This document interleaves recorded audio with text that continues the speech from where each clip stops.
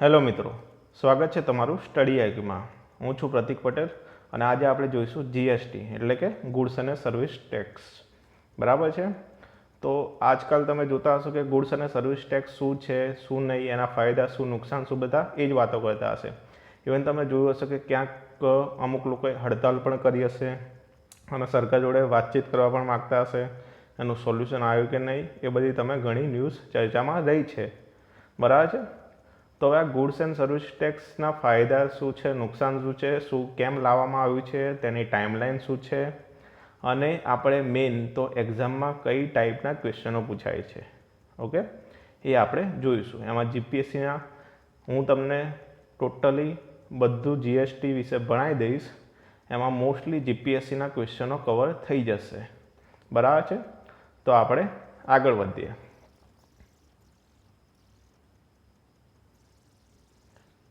કેમ જીએસટી લાવવું પડ્યું?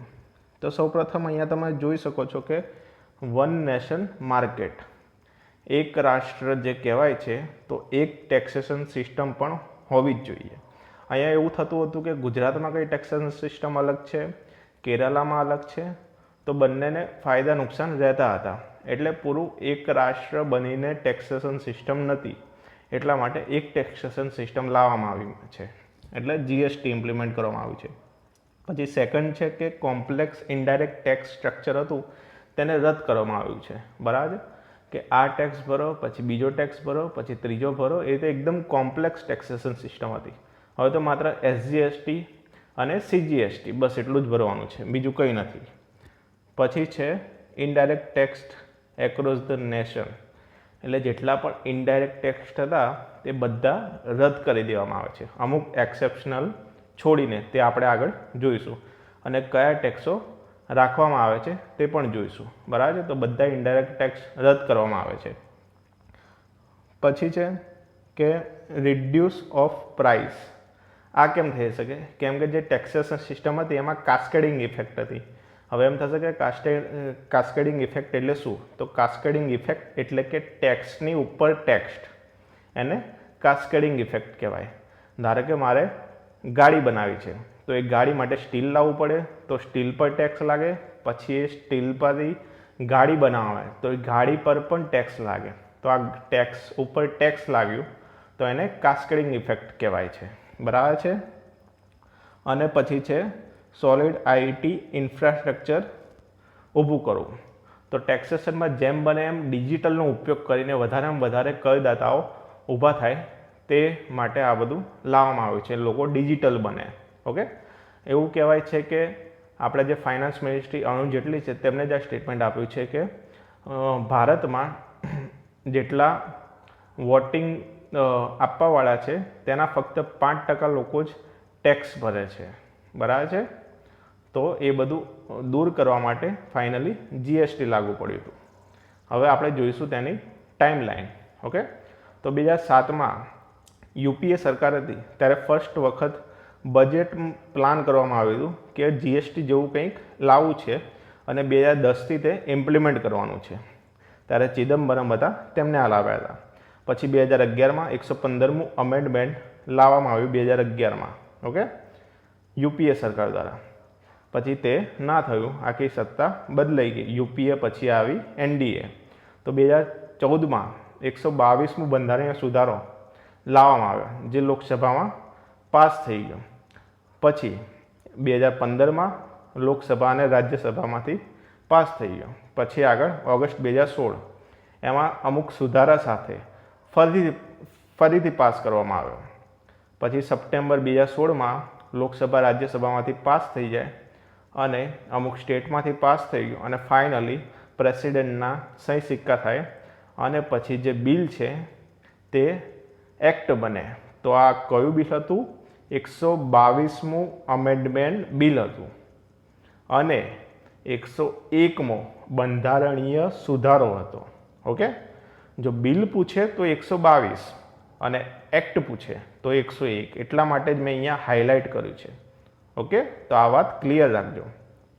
પછી 2016 સપ્ટેમ્બરમાં જીએસટી કાઉન્સિલની રચના કરવામાં આવી। જીએસટી કાઉન્સિલ એટલે શું તે આપણે આગળ ચર્ચા કરીશું। અને આ જીએસટીની અવેરનેસ માટે પ્રોજેક્ટ સક્ષમ લોન્ચ કરવામાં આવ્યું છે, બરાબર છે. તો એ જીપીએસસીમાં કે કોઈ બી એક્ઝામમાં પૂછી શકાય છે કે પ્રોજેક્ટ સક્ષમ શેના માટે છે, તો કે જીએસટી માટે. ઓકે. અને ફાઇનલી 1 જુલાઈ 2017ના રોજ રાત્રે મધરાતે, આમ તો કહેવાય 30 જૂન 2017 રાત્રે 12 વાગે એક સ્પેશિયલ બોલાવવામાં આવ્યા હતા બધાને, અને પછી બિલ જીએસટી લાગુ કર્યું હતું, બરાબર છે. હવે આગળ જઈએ. તો જીએસટી બિલ પાસ થવા માટે સ્પેશિયલ મેજોરિટી જોઈએ. તો હવે એમ થશે કે આ સ્પેશિયલ મેજોરિટી એટલે શું?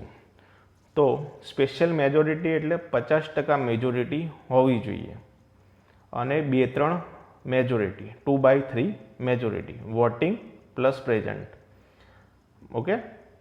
તો આમાં એવું કહેવા માગે છે કે લોકસભા અને રાજ્યસભામાં 50% મેજોરિટી હાજર હોવી જોઈએ, અને તેનું 2/3 વોટિંગ થવું જોઈએ.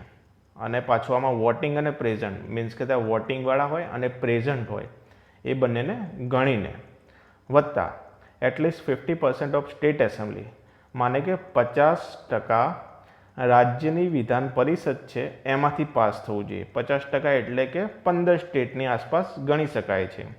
અને સ્પેશિયલ મેજોરિટી નહીં, સ્પેશિયલ મેજોરિટી મીન્સ કે 2/3 મેજોરિટી નહીં, પરંતુ સિમ્પલ મેજોરિટીથી પાસ થવું જોઈએ. ઇવન આ જીએસટી તો 16 રાજ્યમાંથી પાસ થઈ ગયું છે, બરાબર છે. તો હવે આગળ જઈએ. તો આ 101મો અમેન્ડમેન્ટ એક્ટ છે અને 2016માં લાગુ થયો. તો બંધારણીય સુધારો થયો છે, તો અમુક નવી કલમો પણ ઉમેરવામાં આવી છે. તે કઈ છે તે આપણે જોઈશું. 246A, તેના દ્વારા એસજીએસટી એટલે કે state goods and services tax અમલમાં આવશે. ઓકે. અને second, union to tax interstate commerce of goods and service, એટલે જે એક રાજ્યમાંથી બીજા રાજ્યમાં વસ્તુઓની આપ લે થાય છે તેનું દેખરેખ યુનિયન મીન્સ કે કેન્દ્ર કરશે. ઓકે. પછી છે 269A, તો એ છે આઈજીએસટી. આઈજીએસટી એટલે integrated goods and services tax, અને તે માટે પાર્લામેન્ટ ટુ લેજિસ્લેટિવ મીન્સ કે પાર્લામેન્ટ છે ને એ કાયદો બનાવશે. ઓકે. અને મની ડિસ્ટ્રીબ્યુશન જીએસટી કાઉન્સિલ દ્વારા થશે. જે કેન્દ્રમાં આપણે જે કર ભેગો થાય છે ને કેન્દ્રમાં જાય છે, રાજ્યમાં જાય છે ને, તો કેન્દ્રમાં જે ટેક્સ ગયો તો તેનું રાજ્યમાં વિતરણ કેવી રીતના થાય તે મની ડિસ્ટ્રીબ્યુશન જીએસટી કાઉન્સિલ દ્વારા થશે. અને 269A કલમ મુજબ. પછી છે 270 કલમ, તે CGST distribution between central and state by finance commission, તે અહીંયા આપ્યું છે. મીન્સ કે સેન્ટ્રલ જીએસટીમાં જેટલું પણ ટેક્સ આવે છે તેનું સેન્ટ્રલ અને સ્ટેટમાં ડિસ્ટ્રીબ્યુશન ફાઇનાન્સ મિનિસ્ટ્રી જેમ કે એટલે એમ કરવામાં આવશે. ફાઇનાન્સ મિનિસ્ટ્રી માટે તો બંધારણમાં કલમ છે જ, બરાબર છે. એટલા માટે એનું અમેન્ડમેન્ટ નથી કર્યું. હવે આવશે 279A, તેના દ્વારા સીજીએસટી કાઉન્સિલની સ્થાપના થશે અને તે પ્રેસિડેન્ટના અંડરમાં રહેશે, બરાબર છે. CGST council by president sign થશે અને પછી કાયદો બની જશે. હવે આ 279A જીએસટી કાઉન્સિલ, તો એનું સ્ટ્રક્ચર કેવું હશે, અંદર કયા માણસો બેસશે? તો સૌ પ્રથમ હશે ફાઇનાન્સ મિનિસ્ટર અરુણ જેટલી સાહેબ. પછી એમના નીચે બે પાર્ટ પાડેલા. એક તો હશે કેન્દ્રીય મંત્રી જે ફાઇનાન્સ અને રેવન્યુવાળા હશે, અને સેકન્ડ હશે સ્ટેટ મિનિસ્ટ્રી ઓફ ફાઇનાન્સ અને ટેક્સેશન સિસ્ટમ, એવા આધાર. ઓકે.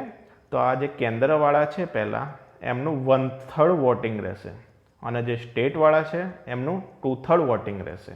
ઓકે. હવે આ કોરમ એટલે શું? કોરમ એટલે એટલા મિનિમમ સદસ્યો હોવા જ જોઈએ. કોઈ બી બેઠક થાય તો એટલા મિનિમમ સદસ્યો હોવા જ જોઈએ. ધારો કે 100 સંસદો છે અને એમાં કોરમ છે 10%, તો 10 જણા હાજર હોય તો જ ત્યાં બિલ મૂકી શકાય ને પછી વોટિંગ થાય. એટલા માટે આ લાવવામાં આવ્યું છે. આને કહેવાય કોરમ. તો આમાં છે 50% ટોટલ મેમ્બરશીપ હોવી જ જોઈએ. ઓકે. કોરમમાં પછી છે આ બધું થઈ ગયું. હવે કોઈ કાનૂની ફેરફાર લાવવો છે, કોઈ નવી વસ્તુ એડ કરવી છે, કોઈ બાદ કરવી છે, તો પછી ટોટલી 3/4 મેજોરિટી ઓફ ડિસિઝન હોવું જોઈએ. એમાં કેન્દ્રવાળા પણ આવી ગયા અને 20 રાજ્યો એગ્રી હોવા જોઈએ. સમજ પડે છે? હવે જોઈશું CGST. તો એ હશે મેક્સિમમ 20% તમે લઈ શકો છો કેન્દ્ર GST. પછી સ્ટેટ GST, તો એ પણ મેક્સિમમ 20% હશે. આ બંનેનો સરવાળો થઈને IGST ઇન્ટિગ્રેટેડ GST જે મેક્સિમમ 40% બને છે. અને આમાંથી પછી સ્લેબ પડે છે 5%, 12%, 18% અને 28%. બરાબર છે? અમુક વસ્તુઓ 5%માં છે, અમુક વસ્તુઓ જે હાનિકારક છે ટોબેકો એ બધું 28%માં રાખવામાં આવે છે. એ આ IGSTને જે 40% છે તેમાંથી રાખવામાં આવ્યું છે. બરાબર છે? નહીં કે CGST, નહીં કે SGSTમાંથી. ઓકે, હવે આપણે જોઈશું કે GST એ ડાયરેક્ટ ટેક્સ નથી, માને કે પ્રત્યક્ષ કર નથી. એ છે ઇનડાયરેક્ટ ટેક્સ, એટલે કે અપ્રત્યક્ષ કર છે ઓન ગુડ્સ. ઓકે, પછી બીજું એક નવું એક સમિતિ રચવામાં આવી છે, તેનું નામ છે નફાખોરી વિરોધી સમિતિ, જેમાં 5 મેમ્બર હશે. હવે થશે કે આ શું છે? તો આમાં એવું થાય છે કે GST આવી કરીને કોઈ દુકાનદાર હોય તેને ફાયદો કરવો હોય તો તેની વસ્તુ પર 12% ટેક્સ લાગતો હોય અને એ પછી કોઈ પણ ગામડામાં રહેતો માણસને એમ કરીને છેતરી દે કે આની પર તો 28% ટેક્સ લાગે છે, તો એને ફાયદો થાય છે. બરાબર છે? તો આ બધું ના થાય તેના માટે નફાખોરી વિરોધી સમિતિની રચના કરવામાં આવશે. અને આ GST IN નંબર છે તે 15નો હશે, 15 આંકડા હશે. એમાં આલ્ફાબેટિક પ્લસ નંબર મીન્સ કે ABCD વત્તા 0 થી 9 ગમે તે આવશે. બરાબર છે? 15 આવશે. આ ધ્યાન રાખજો, કદાચ એક્ઝામમાં પૂછી શકે છે. હવે આપણે જોઈશું GSTમાંથી બધા કર રદ કરી દીધા, સિવાય કે આટલા ખાલી યાદ રાખવાના છે. કેટલા રદ કર્યા છે એ બધું આપણે કંઈ જ યાદ નથી રાખવાનું. બરાબર છે? હું કહું એટલું ખાલી યાદ રાખશો તો તમને બધું યાદ રહી જશે. તો GSTમાંથી બધા કર રદ કર્યા છે સિવાય કે ડાયરેક્ટ ટેક્સ એટલે કે પ્રત્યક્ષ કર.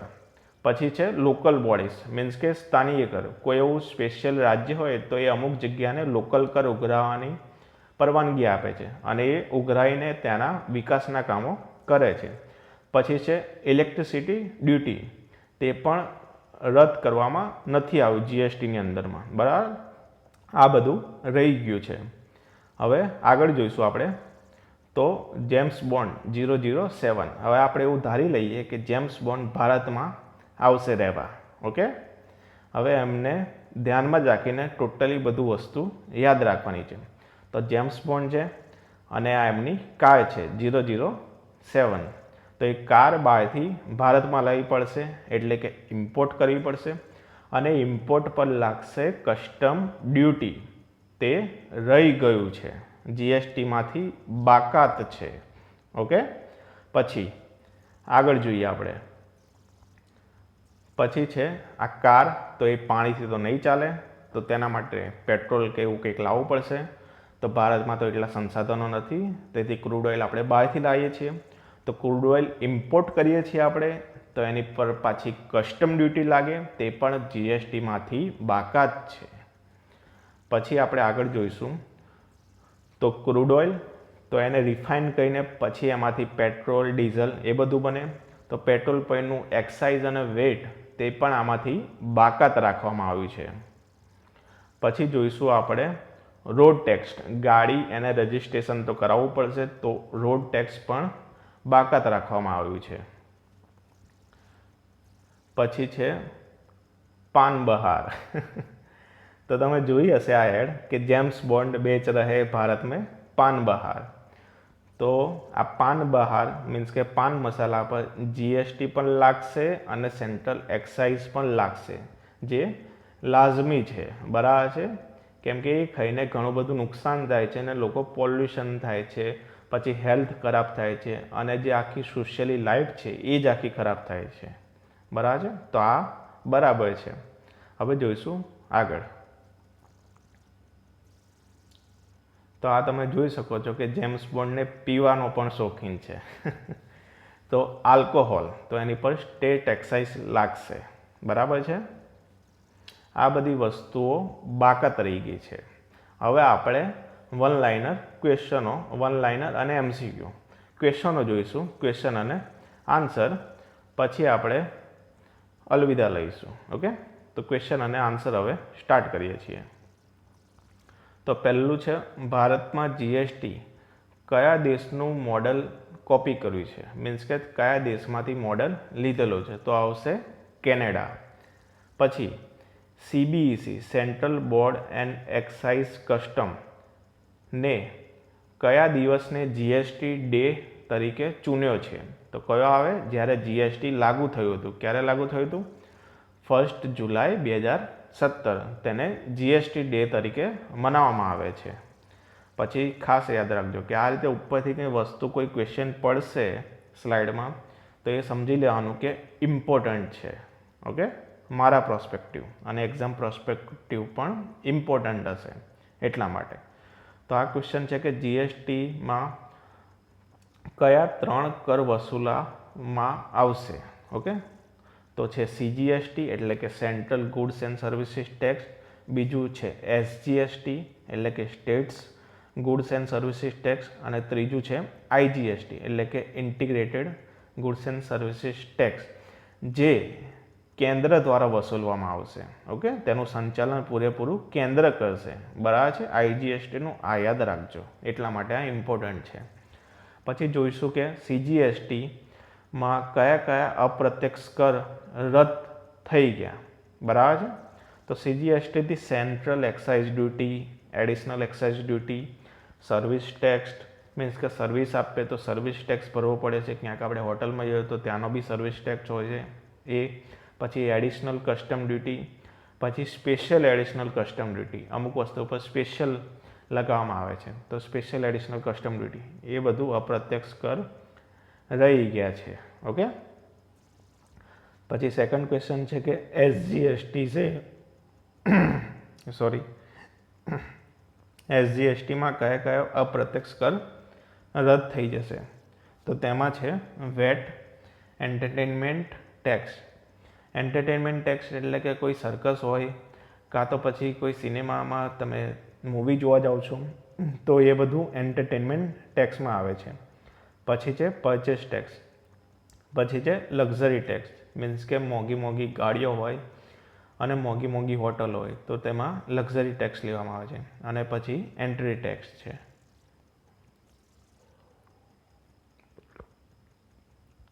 જીએસટીનો પહેલો પ્રસ્તાવ કઈ સાલમાં રાખવામાં આવ્યો હતો, તો એ 2007 નહીં આવે, એમાં આવશે 2000ની સાલ, બરાબર છે. અટલ બિહારી વાજપેયીની સરકાર હતી ત્યારે જીએસટી જેવું કંઈ વસ્તુ છે તેવું ડિસ્કશન કરવામાં આવ્યું હતું. ઓકે, તો ફર્સ્ટ પ્રસ્તાવ 2000ની સાલમાં લાવવામાં આવ્યો હતો.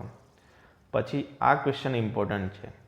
ઈસવીસન 2000માં પ્રધાનમંત્રી શ્રી અટલ બિહારી વાજપેયી હતા ત્યારે જીએસટીનો ખ્યાલ આવ્યો ત્યારે તેમણે પહેલી સમિતિ બનાવી હતી જે જીએસટી મોડલને ડિઝાઇન કર્યું હતું. તે સમિતિના હેડ કોણ હતા, આવું પૂછવામાં આવે છે. ઓકે, જો ક્વેશ્ચન હાર્ડમાં હાર્ડ પૂછવું હોય તો આ ક્વેશ્ચન બની શકે છે. તો તે સમિતિના હેડ હતા અસીમ દાસ ગુપ્તા. આમને છે, બરાબર છે. આ યાદ રાખવાનું છે, ગમે તેમ રટ્ટા મારો જિંદાબાદ. ઓકે, પછી બીજા છે ક્વેશ્ચન કે વિશ્વના 161 દેશોમાં જીએસટી લાગુ છે, તેમાં સૌથી વધુ કયા દેશમાં ટેક્સેશનનું સ્લેબ છે, તો એમાં છે આપણું ભારત. ઓકે, અને સેકન્ડ નંબરે છે અર્જેન્ટિના 27% અને ભારતમાં છે 28%. પછી છે ભારત પહેલાં કયા દેશે જીએસટી અમલમાં મૂક્યું હતું, તો આવશે ગામ્બિયા, જેને 2013માં જીએસટી અમલમાં મૂક્યું હતું. 160મો દેશ કહી શકાય. પછી એમ થશે કે સિનટેક્સ એટલે શું, એવું પૂછવામાં આવે તો શું થાય, તો સિનટેક્સ એટલે તંબાકુ અને દારૂ પર લગાવવાનો કર, તેને સિનટેક્સ કહેવામાં આવે છે. અને જીએસટી કાઉન્સિલની પ્રથમ બેઠક ક્યારે મળી હતી? તો જીએસટી કાઉન્સિલની પ્રથમ બેઠક 23 સપ્ટેમ્બર 2016ના રોજ મળી હતી. આ ઇમ્પોર્ટન્ટ ક્વેશ્ચન છે. ઓકે, હવે આપણે આગળ જઈએ છીએ. તો મુંબઈમાં CBSE central board and excise કસ્ટમની જે ઇમારત છે તેનું નામ બદલીને શું રાખવામાં આવ્યું છે? તો તેનું નામ બદલીને હવે જીએસટી ભવન રાખવામાં આવ્યું છે. પછી છે જીએસટીના બ્રાન્ડ એમ્બેસેડર કોણ છે? એવું પૂછાય છે ને કે ગુજરાતના બ્રાન્ડ એમ્બેસેડર કોણ છે? તો અમિતાભ બચ્ચન. તો આમના પણ અમિતાભ બચ્ચન છે. ઓકે, અને પાછા અત્યારે એમને બીજા કેમ્પેન સાથે પણ જોડાયેલા છે, દરવાજા બંધ કરી દો, જે સ્વચ્છ ભારત અભિયાનનો એક પાર્ટ છે. ઓકે, પછી આ પાછો ઉપરથી ક્વેશ્ચન આવે એટલે કે ઇમ્પોર્ટન્ટ છે કે જીએસટી આઈટી સિસ્ટમ છે તેનો કોન્ટ્રાક્ટ કઈ કંપનીને આપ્યો છે? તો તેનું નામ છે ઇન્ફોસિસ, જે અત્યારે ચર્ચામાં છે. શું છે એ બધું તમે જોતા રહેજો, બરાબર છે. પછી આગળ જોઈશું. તો આઈજીએસટી એ એક પ્રકારનો ટેક્સ છે? Question mark. બોલો, થોડું વિચારો. તો પછી આઈજીએસટી એક પ્રકારનો ટેક્સ નથી. ઓકે, આઈજીએસટી એ ટેક્સ નથી, એ એક પ્રકારની સિસ્ટમ છે. આ ખાસ યાદ રાખજો. પછી આગળ જોઈશું કે ફર્સ્ટ જીએસટી બિલ કયા રાજ્યએ પાસ કર્યું હતું? મેં તમને કીધું ને કે સ્પેશિયલ મેજોરિટી જોઈએ. લોકસભા રાજ્યસભામાંથી પાસ થઈ જાય, પણ 15 રાજ્યમાંના વિધાન પરિષદમાંથી પણ પાસ કરવું પડે. તો પહેલું કયા રાજ્યએ પાસ કર્યું હતું? આ આખું સિક્વન્સ છે. પહેલું હતું આસામ, પછી બિહાર, પછી ઝારખંડ, પછી છત્તીસગઢ, પછી હિમાચલ પ્રદેશ અને ગુજરાત છે 6ઠ્ઠા નંબરે. બરાબર છે. અને લાસ્ટમાં છેલ્લે જમ્મુ કાશ્મીરે પાસ કર્યું હતું આ બિલ. પછી છે રાઇટ અને રોંગ, એમાંથી તમારે ચૂનવાનું છે. એક સ્ટેટમેન્ટ આપું છું કે 30 જૂન 2017ને પહેલી વખત સંસદનું ખાસ સત્ર બોલાવવામાં આવ્યું હતું. 2 સેકન્ડ છે તમારા જોડે, હા કે ના. તો આ સ્ટેટમેન્ટ એક ખોટું છે. પહેલી વખત નહોતું કરવામાં આવ્યું. જો ટેક્સેશન માટે પૂછે ને આમાં મેં શું પૂછ્યું છે કે સંસદે ખાસ સત્ર બોલાવ્યું હતું. હવે જો આમાં હું ટેક્સ સિસ્ટમ લખી દઉં ને કર માટે તો સાચું પડે, પણ અહીંયા ખાસ સત્ર એકલું લખવામાં આવ્યું છે, તો આ ખોટું છે. આની પહેલાં ટોટલ 1, 2 અને 3 વખત ખાસ સત્ર બોલાવવામાં આવ્યા હતા. પહેલું હતું 1947માં જ્યારે ભારત આઝાદ થયો ત્યારે, પછી સેકન્ડ 1972માં જ્યારે ભારત આઝાદ થયો તેના 25 વર્ષનું સેલિબ્રેશન થતું હતું, અને થર્ડ 1997માં જ્યારે 50 વર્ષ પૂરા થયા હતા. ઓકે, તો આ યાદ રાખજો. પછી છે પ્રધાનમંત્રી શ્રી નરેન્દ્ર મોદીએ જીએસટી કાઉન્સિલની 18 બેઠકોને કઈ બાબત સાથે સરખાવી છે? તેમાં ઓપ્શન છે A Ramayana, B Shiv Puran, C મત્સ્ય પુરાણ અને D ગીતા. તમને 2 સેકન્ડ આપું છું, વિચારી દો.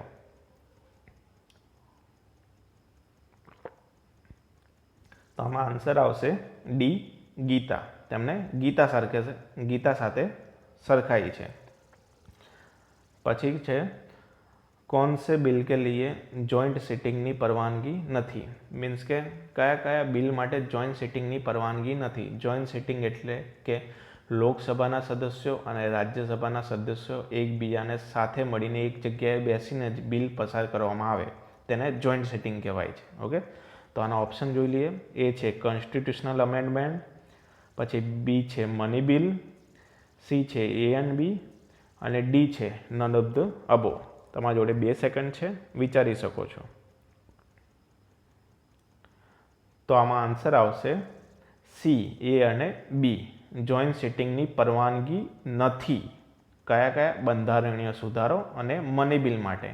કેમ કે આ બંનેમાં જો બંધારણીય સુધારો અને મની બિલ પાસ કરવું હોય તો જોઈન્ટ સિટિંગમાં તો શું હોય, જે લોકસભામાં 545 પ્લસ જે બી સદસ્યો છે તેમની મેજોરિટી રહેવાની. જો બંનેને ભેગા મળીને કરે તો 750 થાય.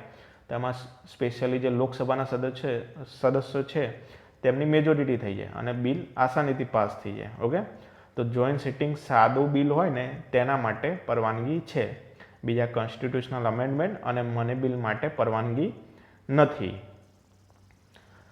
પછી છે જીએસટીના 7th શિડ્યુલ મીન્સ કે કર ટેક્સેશન સિસ્ટમ છે, તો તેમાં બંધારણની 7મી શિડ્યુલ છે, તેમાં સેન્ટ્રલ, સ્ટેટ અને કોન્કરન્ટ લિસ્ટ આપેલી છે.